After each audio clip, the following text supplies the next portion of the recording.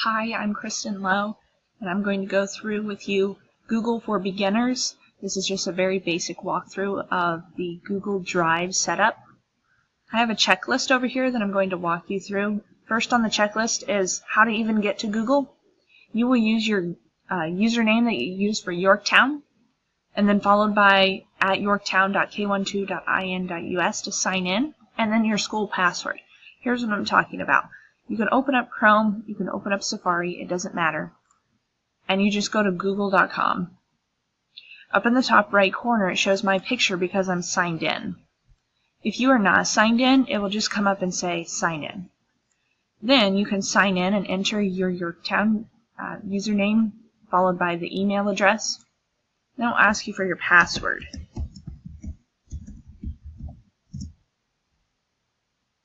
Okay, now my picture appears because I'm signed in. Next, I click on the waffle. This is what I call a waffle. And it brings down a bunch of options, but I click on Drive. Drive is kind of the home for the Google setup. I always go back to Drive. Okay, next on our checklist is how to add folders. So I've made it to Drive. If I click in the top left, it says New, and I can add a folder. As you can see in my Drive, I like to add a bunch of different folders. Next on our checklist is to find things that have been shared with you. For example, if Linda Smith were to come to me and say, "Hey Kristen, remember that document I sent you the other day?" I can go to Shared with Me, and there's Linda's picture and her name, and I can see where she has shared things with me. Going back to my Drive. Next thing on our checklist is how to force people to make a copy. I have an example here. This is just a document that I've created. Up in the URL where it says docs.google.com and it has a whole bunch of numbers and letters, at the very end it says edit. If I were to erase the edit and type in copy and I hit enter, it allows me to make a copy. This is really good for students because if you don't want them to change your original, you can force them to make a copy. The next thing is how to use Google Slides or Google Drive in general for class presentations.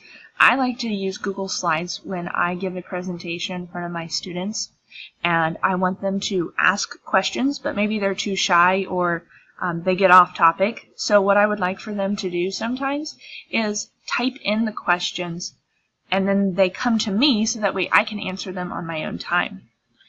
Where it says present in the top right corner, there's a drop-down arrow where it says Presenter View. You can use a question-answer setup where it gives the students a web address to go to. They can type in their questions and then it goes to you. The next thing on our checklist is how to make a Google Docs, make a new document. So going back to my Drive, I just click on New, and I can create a Google Docs. I have an example Google Docs here.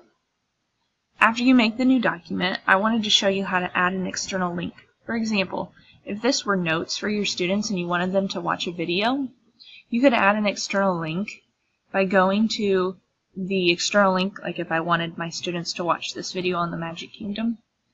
I just go up to the URL and I right click and hit copy. And then I can insert a link,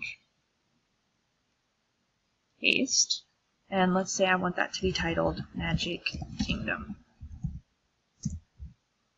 Apply, and now I have inserted a link, and when they click on the words Magic Kingdom, it will take them to this website.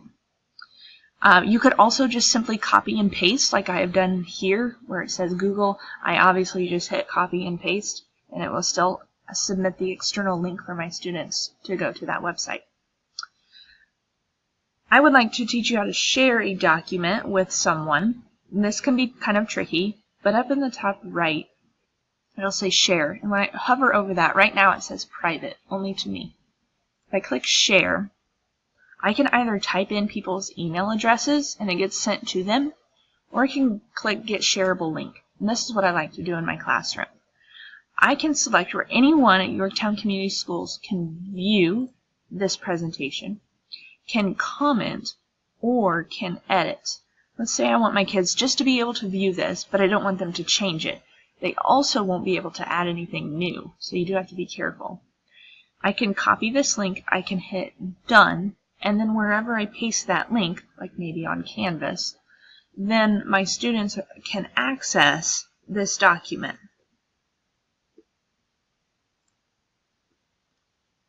If you are interested in Google Sheets or Google Forms, instead of me going through each of these, I have included a video walkthrough for how to do both of those.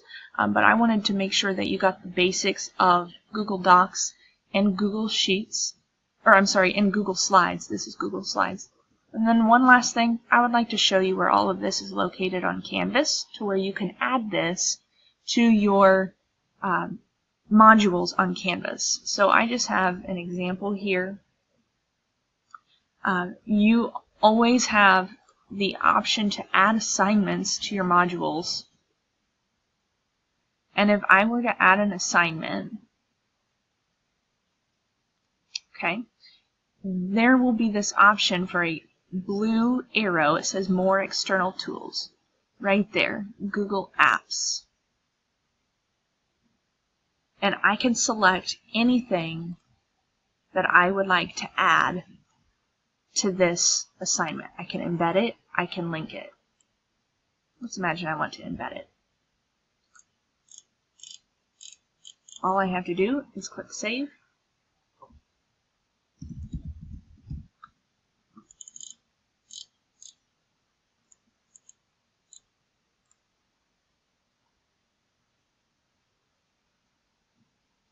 And the assignment will load automatically right here for my students to see.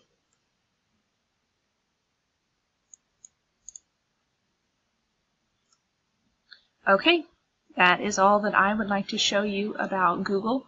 Feel free to email me if you have any questions. Thank you.